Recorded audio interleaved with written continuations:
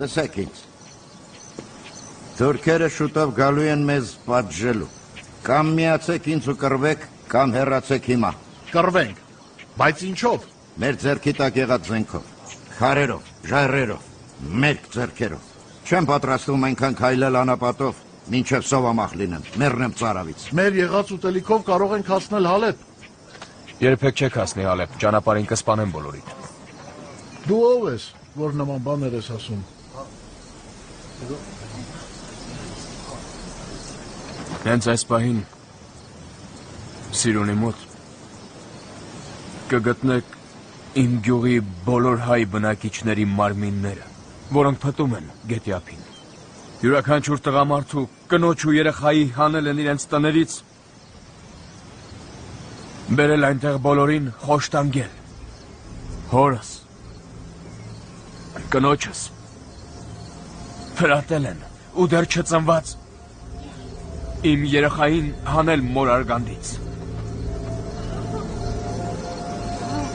Չեք հավատում ինձ։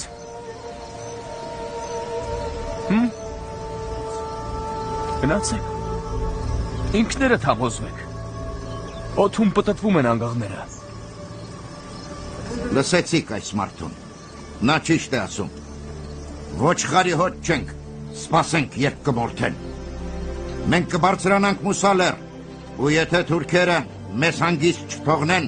ամեն ժայռից կկռվենք նրանց դեմ, շարժվեցինք։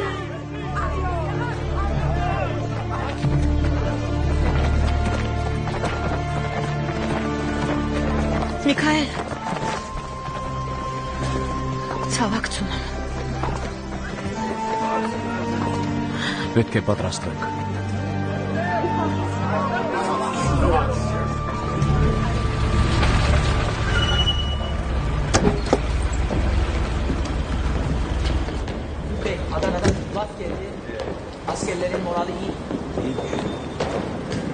Դեսպան Մորգենթաուն։ Ներեցեք սպասեցնելու համար։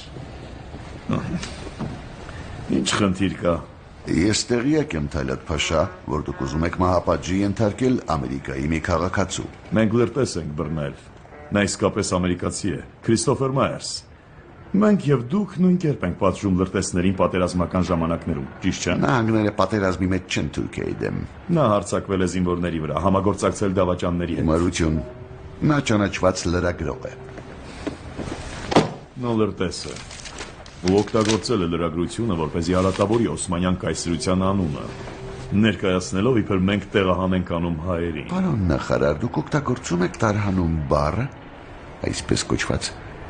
հայ ժողովրդի համակարգային բնաջնջման նպատակով։ Քրիստոֆեր Մայերսը այս վարակությունների մասին հայտնել էր ամբողջ աշխարհին, այդ պատճառով էլ որոշել եք լռեցնել։ Դեսպան, դուք հրեա եք։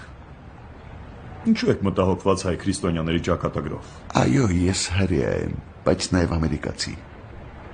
Բազմաթիվ ամերիկացիներ են փախել հալածանքներից ու ցնցված են իմանալով, թե այստեղ ինչ է կատարվում։ Այժմ պաշտոնապես դիմում եմ ձեզ, որ ազատեք Քրիստոֆեր Մայերսին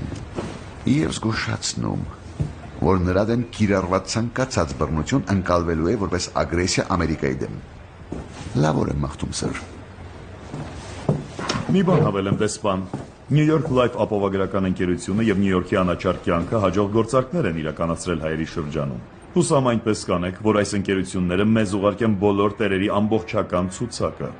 Գրեթե բոլորն արդեն մահացել են եւ սերունդ չեն թողել, այնպես որ այդ բոլոր գումարներն այժմ պետությանն են պատկանում։ Այժմ շահառուն կառավարությունն է։ Դուք երբեք նման ցուցակ չեք ստանա ինձնից։